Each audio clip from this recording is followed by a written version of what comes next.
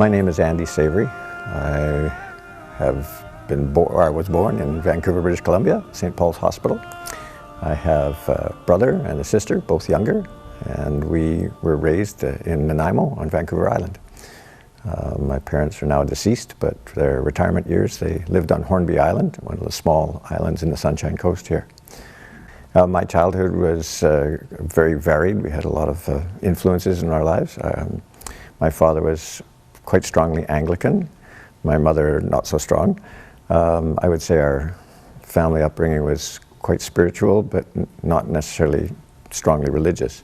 We went to Christmas prayer probably every year, and often to the midnight mass, which was a lot of fun because we got to stay up really late.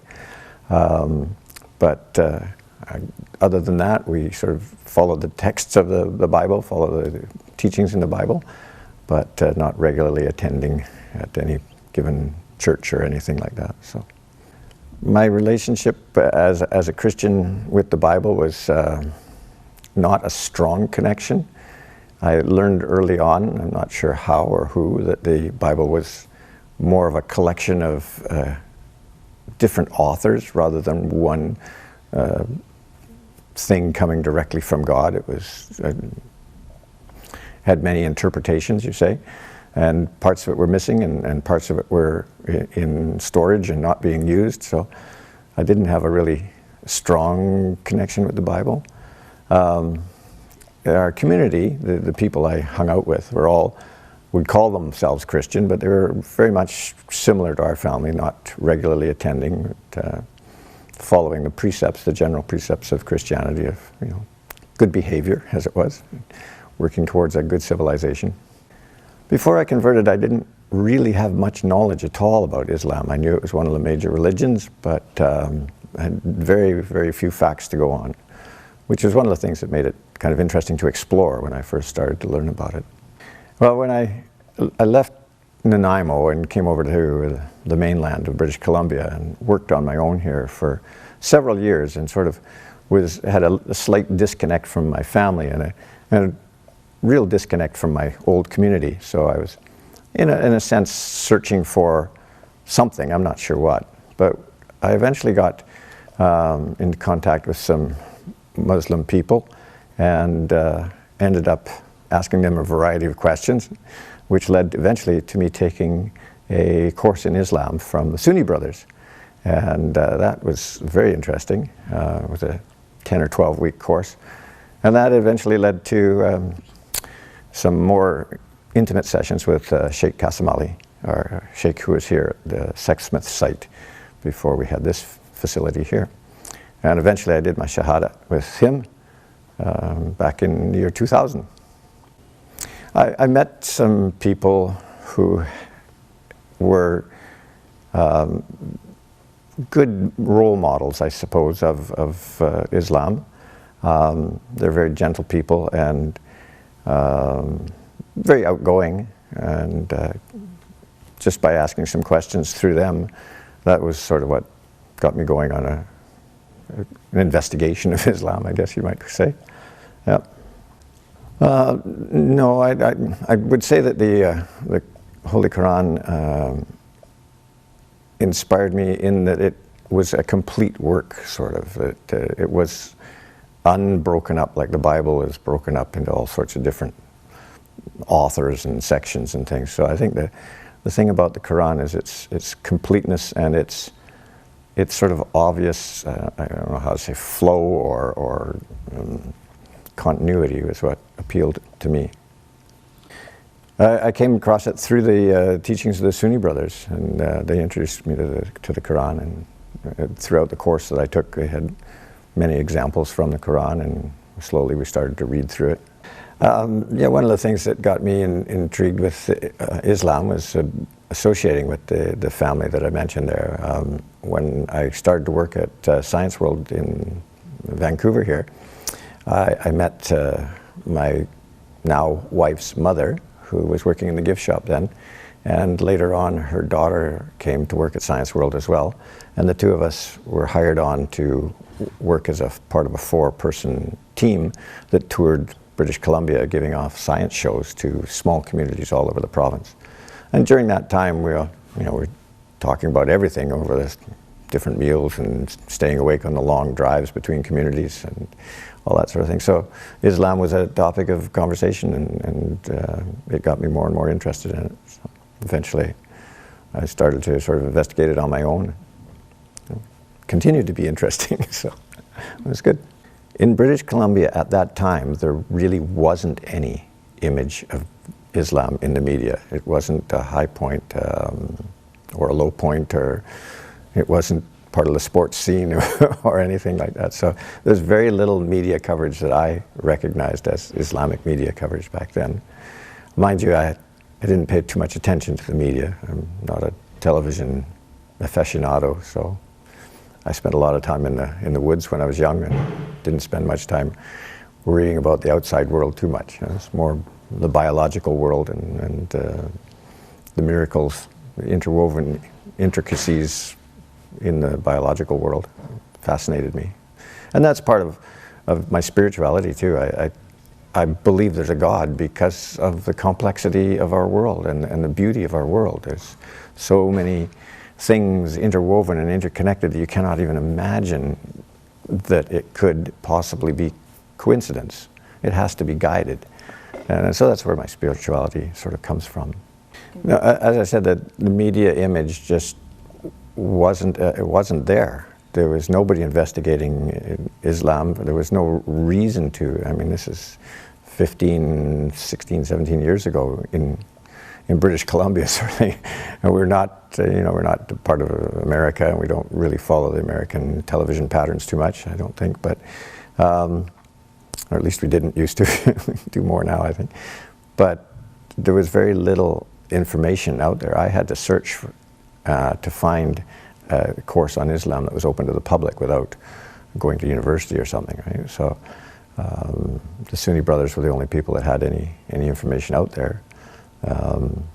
And I'm glad that they did. They were very welcoming and very happy to have me there, and it was quite interesting.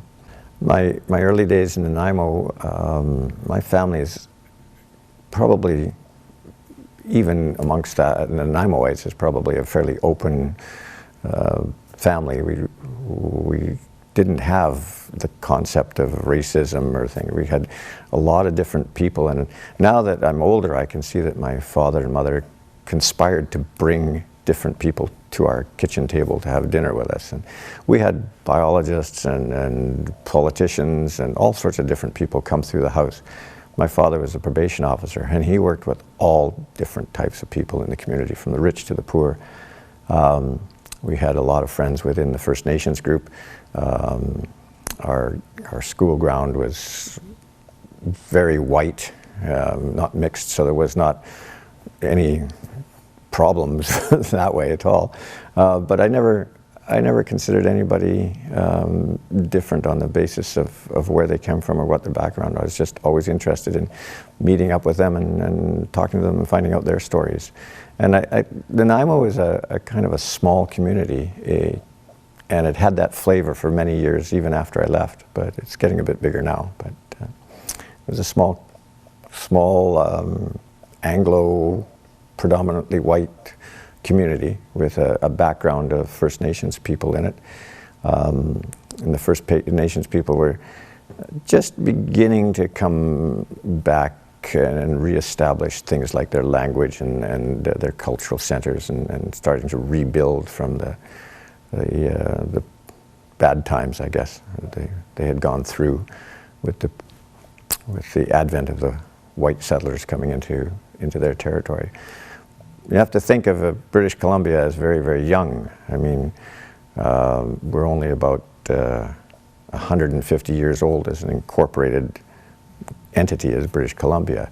So all of our civilization that we so proudly vaunt is only about 200 years here.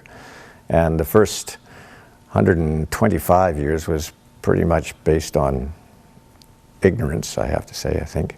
And a lot of damage was done to the First Nations peoples here. That is slowly changing, I'm very glad to say.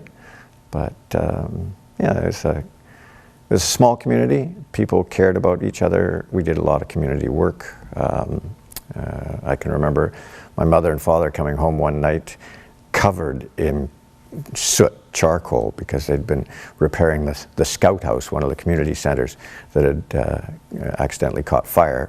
And they'd been inside all night scrubbing the walls, and they came home looking like chimney sweeps. But no, we had a lot of community involvement as youth, as a kids, and again, I think that was very purposeful on the part of my parents to get us involved in the community and to make us understand that volunteerism was part of what life was about. I've had a very, very gentle transition into Islam compared to some of the stories I've heard where people's families have disowned them and things like that. My family, I think they blinked once, and that was about it. They were totally welcoming any path that I chose to take. They left it up to me, and what I did was fine by them, sort of thing. They were curious, but welcoming to any new conversation, any new point of discussion. So I didn't have any problems with my parents. On the actual day I took the Shahadat, I think it was November 14th in 2000, with Sheikh Qasim Ali, who has, I'm glad to say, become a friend of mine. Although we don't see each other as much as we should. He was very, very kind with me and very understanding and guiding me very carefully and gently along the way, letting me ask any question that I wanted to ask. My friends, again, curiosity, nothing other than curiosity. There was no negative vibe at all that I ever experienced in anybody. So, like I say, I've had a very gentle transition, so it's been very good. The welcoming from the community here was tremendous. Everybody soon knew my name, probably because I was the only white person there, and the only person named Andy, so it wasn't very hard for them to remember my name. My concern was that there was so many Muhammads and Alis that I was never sure of anybody's name for the longest time. But yeah, the earliest memories I have are open welcome. My friends Karar and Mehboob and Mamdou and other people gave me such a warm welcome that it really made a difference. It was very very easy to be here with them and be part of the community. You mean not being able to eat ham? No. The difficulties with, there weren't any real difficulties. I never drank anyway, so there was no alcohol. I never did smoke, so there's no cigarettes to worry about. There was,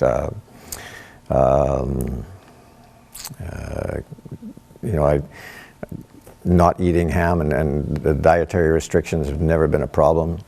My wife and my mother-in-law are both fantastic cooks, so I get really well fed. The biggest problem is staying slim. But no, I don't think so.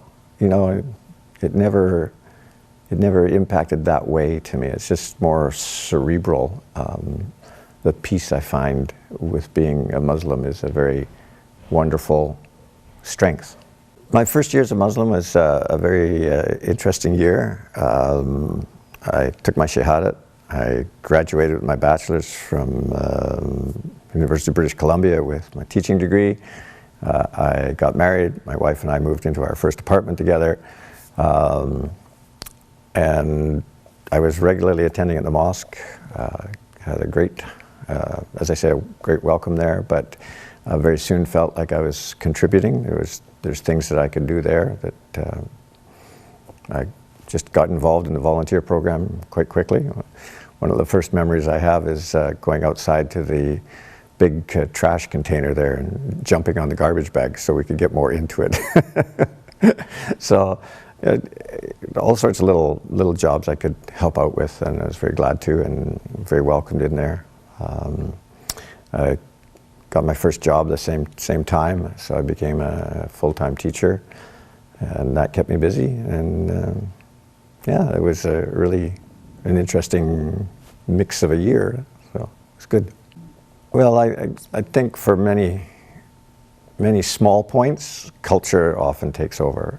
But for the bigger points, the main teachings of the Quran, the Prophet, peace be upon him, and al-Bayt, peace be upon them, is those teachings are very strongly presented through the imams. We've had a system here where we have many visiting speakers come through here, and the message is consistent and strong.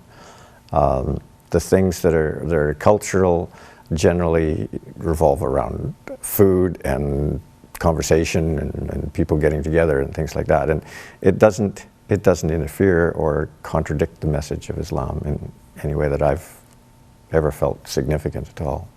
The stories of the family of the Prophet, peace be upon them, came to me kind of slowly, I guess, after the introduction through Sheikh Kasmali and the Sunni brothers.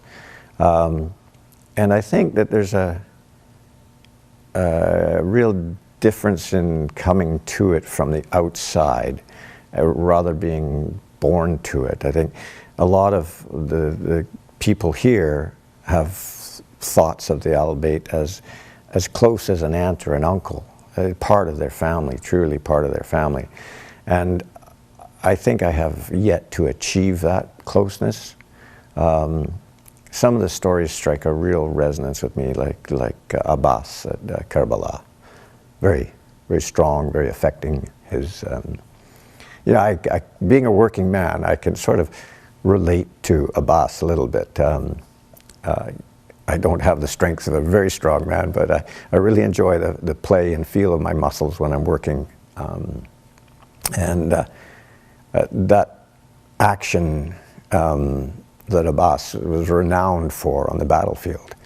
And then the day on Karbala, he sort of renounces that and goes out to fetch water, a mundane task, not a warrior's task.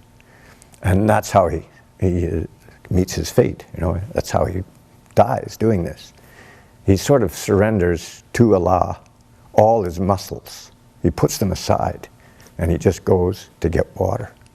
It struck me very strongly. The other thing about Karbala is the Imam Hussein, peace be upon him, knew from near birth, I suppose, as soon as he could speak intelligently to his grandfather, peace be upon him, he knew that what he was fated for. And he never deviated from that. Just throughout his life, moving towards Karbala. And not, taking any other road. I mean, there must have been times in his life when he could have easily avoided Karbala. But he never did that. He took, and just that thought throughout your life that you are going to be shahad at Karbala and continuing along, doing the things he did and providing the teachings and the structure for the community that he did, a tremendous faith and a tremendous strength. Any one of the people at Karbala you can take and make an example of, but there's some people like Imam who lived with it all his life, so that's very, very impressive, very affecting, very heroic. I don't know how you put it in terms of English words are so futile so many times. Damascus struck me quite strongly. When I was on Hajj, one of the things that struck me was the country there. I've spent a lot of my time outdoors and in our lush British Columbia, and to see the barrenness of the land, the sun-baked rocks on which not even lichen grew. I went and I looked to try and find some life on some of those places, and it just's not there. It's a forbidding environment for anything to grow in, yet alone bring forth this faith and flower out from there to the rest of the world. It must have been really a hardship to live an average day back then, just to find water and to find food and carry on with your ordinary activities. Must have been a lot harder than what we experience now. And so I constantly had thoughts reverting back to the time of the Prophet, peace be upon him. Lady Zainab, yeah, in Damascus. But on the actual Hajj journey, the walking and the trekking, it's just the land. But in Damascus, the thing that really affected me was I guess the continuity of the worshippers, the people that have come there since her passing, and the dedication of the artisans and the people to build the beauty into that place. It's really beautiful, and it's really, the work is really detailed. It's just, you can see people have given up long sections of their life to contribute the art, the tiles into that mosque. It's great. I don't know that you can go to that shrine without tears, So it's emotional, but being the son of a very British man, you don't want to show too many emotions, you have to, you can't avoid sort of trying to put yourself in the place at the time and think about the cruelty that exists in the world. And, sort of, I guess you resolve in some degree to try and rectify that, or try and nullify it wherever you can go in the rest of your life. Ramadan was fairly easy when I joined in November, or became a Muslim in November, because the Ramadan period was very short. It didn't enter my consciousness that it would get longer and longer. This last Ramadan was my 15th, and it was very long. But very fortunately, I've never been one to needed food every 5 hours or anything like that. So going without food is not a real hardship. It's going without the drink and still without the water and carrying on throughout the day that is a little bit hard. I really like the concept of going through your day as if you haven't the ability to get food or water. It's not so much denying yourself, it's putting yourself in the place of somebody who doesn't have easy access to food or water throughout the day. And it certainly makes me think, anyway, of on this planet, how we can change that. Karbala is, I suppose, full of many lessons, but I think just self-sacrifice, putting yourself second or third in your life. And it's so easy for us to try and put ourselves first and be a little bit selfish. And I've been really, astounded at the selflessness of the people at the mosque here, the people I've met through Islam and through the connections here. It's simple things, but my mother-in-law asks me 5 or 6 times if I've had enough food, right? Whereas in my Christian background, it would be once. And if you didn't reach for it, it went somewhere else. So she never ever puts herself first, right? She's always working for somebody else or for the family or something. And, so is my wife and my father-in-law. They're always very unselfish, and it's really refreshing or very good to see, because I think in outside of the society, in the more cosmopolitan society, people really do tend to put themselves first much more frequently, as people that don't have the guidance or the subtle teachings around them to keep them thinking that there is other things that come first. you know. So it's really good that way. As far as putting the information about Islam out into the community, I think in general we're starting to do a good job. I think we have to do more. I think we have to stop thinking of ourselves as the only pathway to Allah. I think we need to start thinking that we are one of the pathways to Allah, and making that pathway available to the general public in many, many ways. For instance, in the educational system, we're not supposed to teach about religion in the classroom. We're not supposed to speak about our faith in the classroom. Being a teacher, I find that unsettling. I think that our society needs faith, it needs direction, and all of the major religions that I know about, their goal is to create a peaceful society where everybody has equal opportunities and has the ability to worship or not worship as they please. I've been asked many times about what we should do to get our message out there, and I can't think of any particular things. One of the things that youth group has been doing here is the Journey into Islam, which is a night where we can invite community members in for a nice dinner and a display of different Islamic artifacts and teachings and things like that. And just an informative night. I think we have to be very careful not to try and convert people, but just to inform them and lay it out there.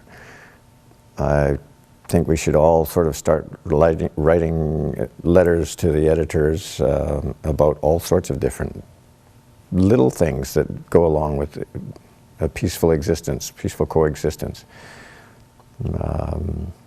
There is much curiosity out there. I hear the term Islamophobia a lot, and I don't meet up with Islamophobia. I meet up with curiosity about Islam and lack of knowledge. It's not a fear other than the fear of the unknown. And I think if you had Islamophobia, a fear of it, I think in many cases that's incorrect. I think it's just ignorance.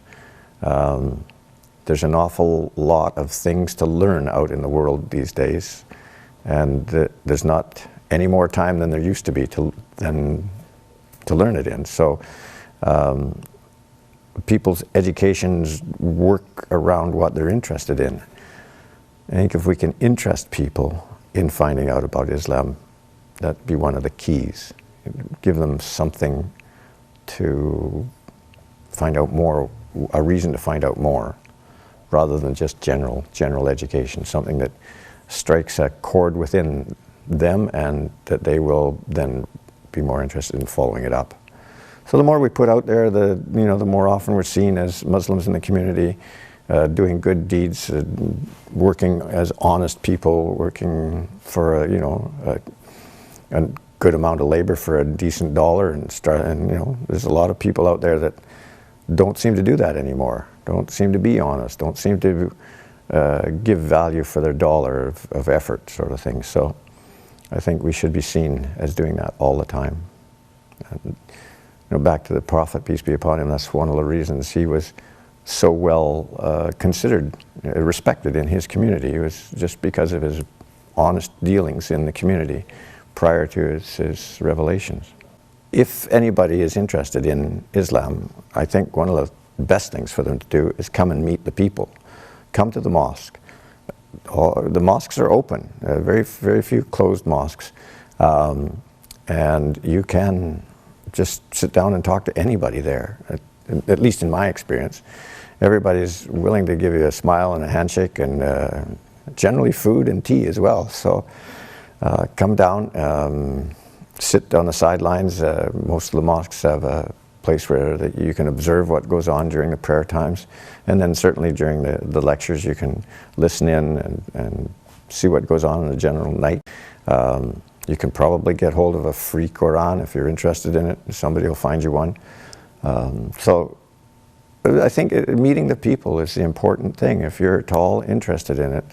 And then each community has several people in it who are very well versed in the teachings of the Ahl Bayt and the Prophet, peace be upon them, so that they can take the Quran and make you understand it at a much deeper level than the words, the first reading might allow you to see. So yeah, come and meet the people. If you're already a Muslim and you're watching this program, I think that it might be a good idea to be very open about the other faiths. There's a lot of carryover, at least between Christianity and Islam. And I think a lot of our Christian friends would be interested to learn how high respect Jesus is held within Islam. There's not a lot of information being circulated at the Christian church about Islam. They like to keep their converts as well as they can. So I think you should be open. I think you should be prepared to greet people and, like I said earlier, give them a smile and a handshake and a cup of tea and answer any questions that they might have. I certainly received a great welcome when I came here. It was a big part of my continuing as a Muslim into sort of, I don't know what you'd call it, full-time Islam. But no, I think openness, clarity with your conversations, clarity with your thoughts and the way you present things, being sure of your concepts, making sure what you're saying is Islamic and not caught up in the rhetoric of the press. It's not that easy sometimes. A lot of questions are very specific and are embedded in the minds of the other people already in the stuff that they see on the media. If that's the case, then make sure you're referring the person to your Maulana or your wise man, so you get the right message to these people. I don't think you'll make converts, and I don't think that's what you want to make. I think you just want to get people comfortable with Islam, comfortable enough to ask questions, comfortable enough for a basic understanding of where we're coming from and what we're trying to do. And all we're trying to do is create a peaceful society.